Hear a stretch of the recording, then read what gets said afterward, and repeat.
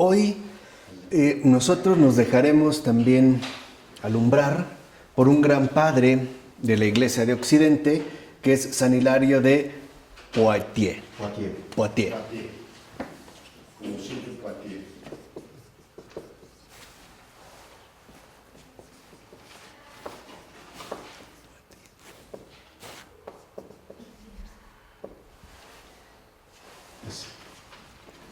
De Poitiers. Es también una de las grandes figuras de esos santos obispos que pertenecen al siglo IV. San Hilario, enfrentándose en primer lugar con los arrianos, que consideraban al Hijo de Dios como una criatura, claro, aunque excelente, incluso podríamos decir muy excelente, pero a final de cuentas criatura, San Hilario consagró toda su vida a la defensa de la fe en la divinidad de Jesucristo, Hijo de Dios y Dios como el Padre, que le engendró desde la eternidad. Entonces, aquí ya hay, digamos, como un aspecto bastante relevante, ¿no? La divinidad de Jesucristo.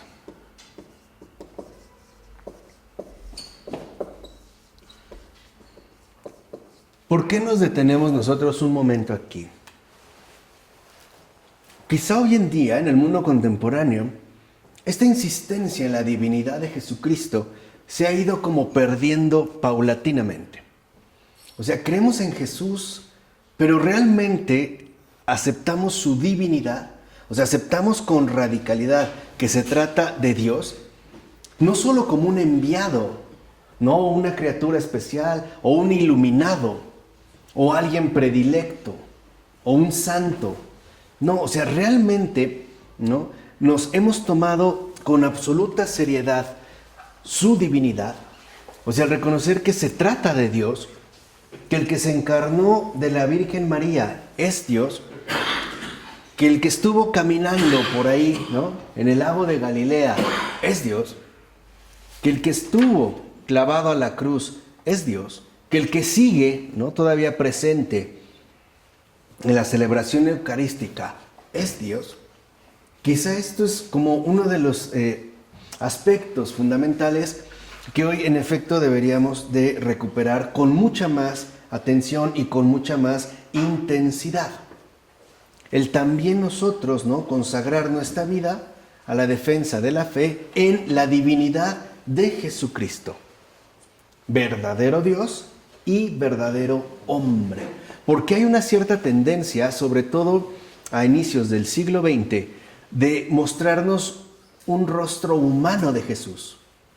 No sé si lo han percibido, como que nos quieren mostrar el rostro humano de Jesús, hombre, ¿no? Como que lo vemos más humano.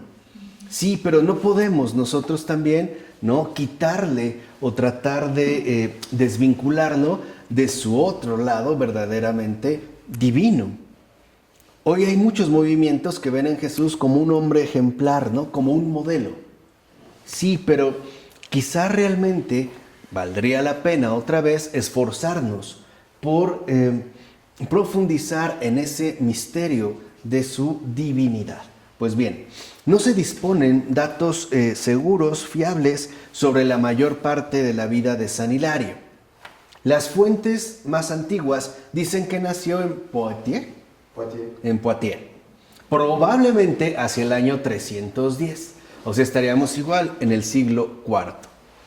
Se sabe que fue de una familia acomodada, que recibió una sólida formación literaria, que se puede ante todo descubrir en sus escritos, ¿no?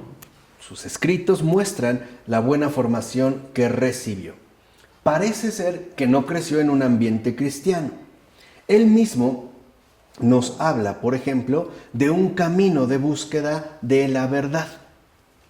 Él asume un camino que lo conduzca hacia la verdad y que lo va a llevar poco a poco al reconocimiento del Dios creador y del Dios encarnado, el cual murió para darnos vida eterna.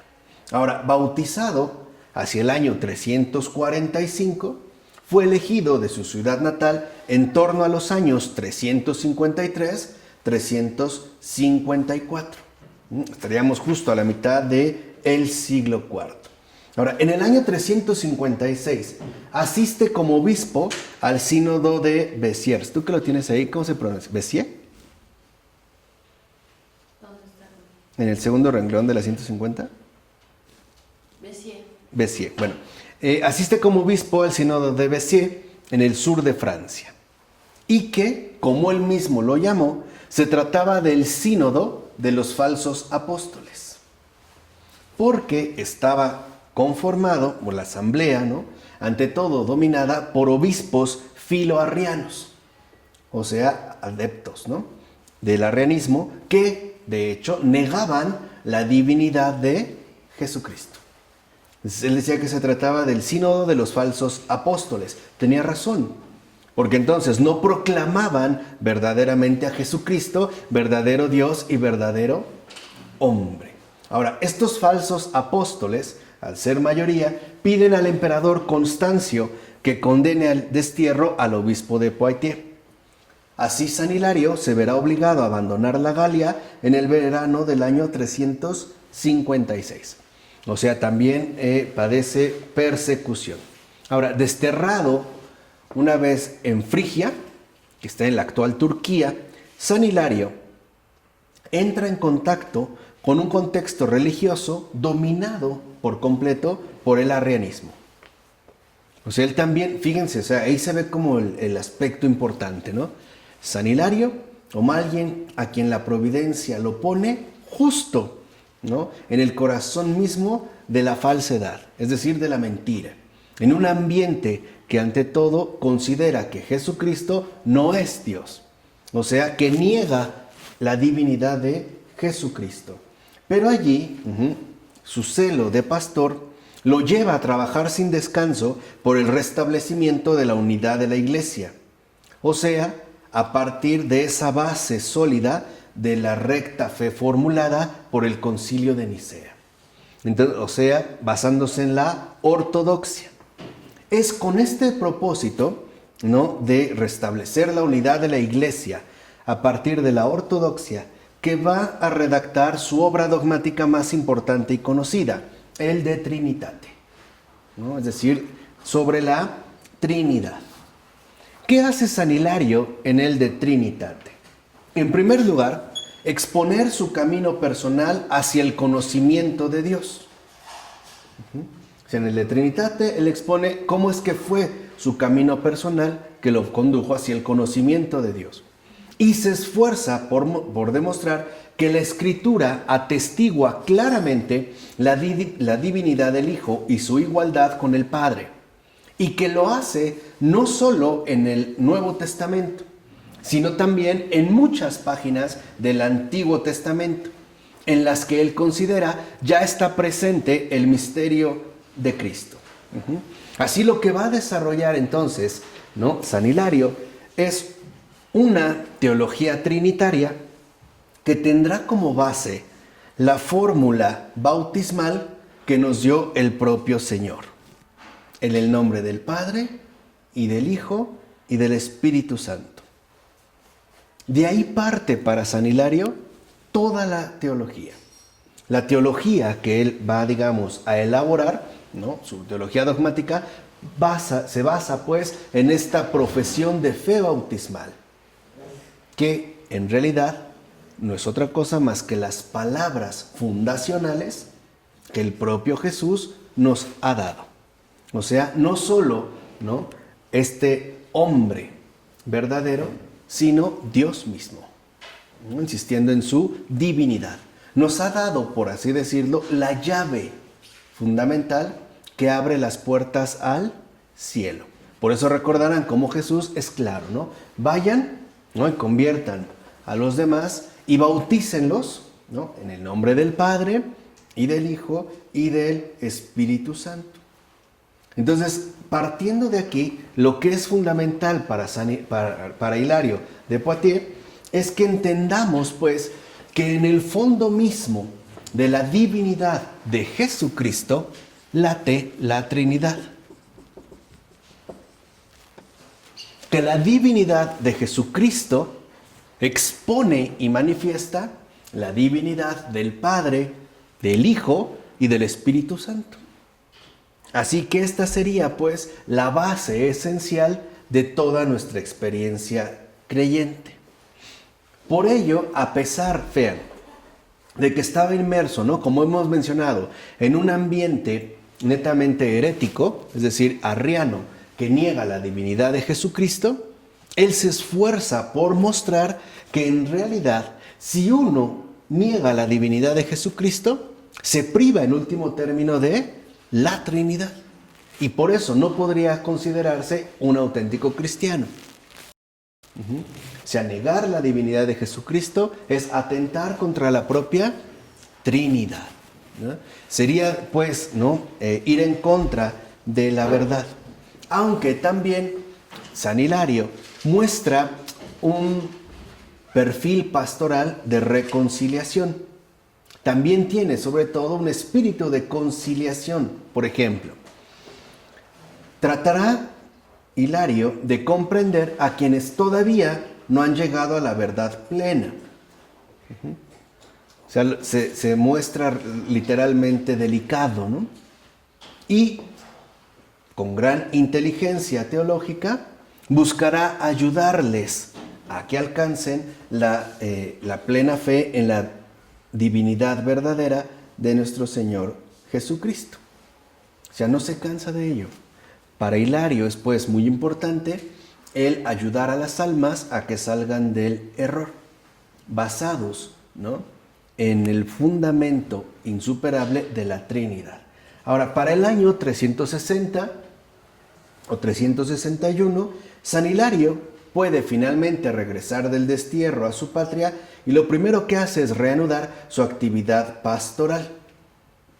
Incluso un sínodo celebrado en París en el año 360 o 361, ¿no?, que va a retomar el concilio de Nicea, será, digamos, como señalado ante todo a la firmeza e influencia que ejerció este gran obispo de Poitiers. Esta es como la particularidad, digamos, característica de San Hilario. El poder conjugar la firmeza en la fe con la bondad en la relación personal. O sea, el no ser intransigente. El mantenernos firmes en la ortodoxia sin que eso signifique alterar o como endurecer las relaciones interpersonales. Ahora, ya hacia los últimos años de su vida, compone el Tratado sobre los Salmos, que es un comentario a 58 salmos, interpretado según el principio que expone la introducción, y es el siguiente. No cabe duda de que todas las cosas que se dicen en los salmos deben entenderse según el anuncio evangélico, de manera que, independientemente de la voz con la que ha hablado el espíritu profético, todo se refiera al conocimiento de la venida de nuestro Señor Jesucristo, encarnación, pasión y reino, y a la gloria y potencia de nuestra resurrección. Por eso San Hilario verá en todos los salmos esa transparencia del misterio de Cristo y su cuerpo, que es la Iglesia. Ahora, dicho sea de paso, en varias ocasiones San Hilario se va a encontrar con San Martín, que será San Martín de Tours. Precisamente cerca de Poitiers, el futuro obispo de Tours, o no sé si se pronuncia Tours o cómo es. Tours, sí. Tours, de Tours, fundó un monasterio que todavía a la fecha existe. Y San Hilario va a fallecer en el año 367. Su memoria litúrgica se celebra el 13 de enero. Y en 1851, el beato Pío IX lo proclama doctor de la Iglesia. Por ello creo que vale la pena esta formulación, ¿no?, o recuperar esta formulación que hace San Hilario.